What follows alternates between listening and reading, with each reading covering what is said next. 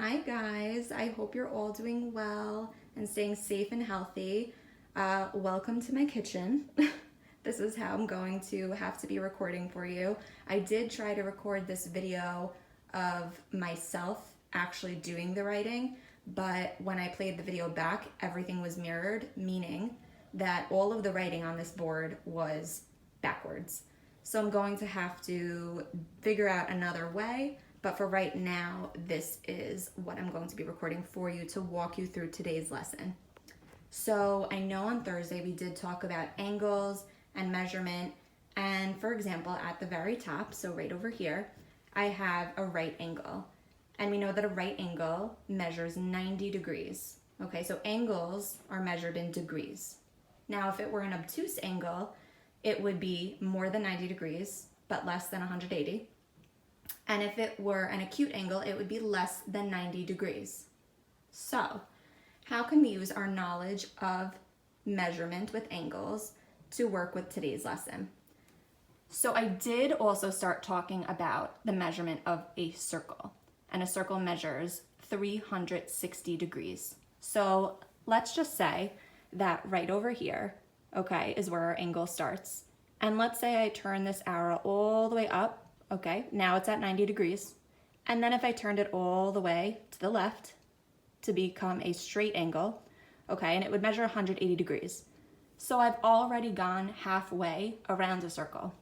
So if each half of a circle measures 180 degrees, we could just do simple math. 180 plus 180 equals 360. So an entire circle measures 360 degrees. Now, we can use this, okay, to work with fractions. So in today's lesson, they're going to be asking you in the book how we can break up a circle, okay, into different parts, into fractions. So, for example, this circle is broken up into 8 pieces and only one is shaded in. So we have 1/8 of a circle. And if I were to ask you how many degrees, I know it's written, but it's only written because this is an example. So if I were to ask you the degree, how many degrees is 1/8 of a circle? You can infer, because an entire circle measures 360 degrees, that we could just do 360 divided by 8. So we can technically find out how much each part measures by dividing, okay? So 360 divided by 8. 360 goes inside the house. It is your dividend. It is always the bigger number. And your divisor is always on the outside, on the left, the smaller number. So if we did 360 divided by 8, 8 cannot go into 3 because it is too small. 3 is too small. So we put an X on the top. Now, 8 can go into 36, and it goes in 4 times. So we put a 4 on the top, and 8 times 4 is 32. When we do simple subtraction, we get 4. But you cannot forget to bring down your 0. It changes the number entirely, okay? So now we're looking at how many times 8 goes into 40, and it goes in 5 times evenly. So after we do that, we can see that each piece of this circle measures 45 degrees, okay?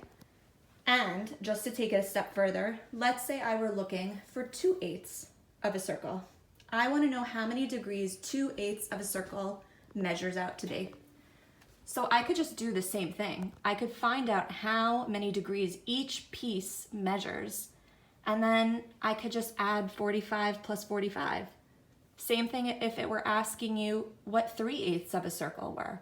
I would just add 45 plus 45 plus 45.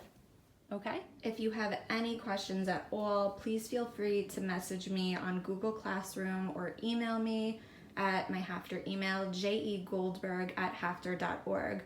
I miss you guys so much and can't wait to be back in class. Hope to see you soon.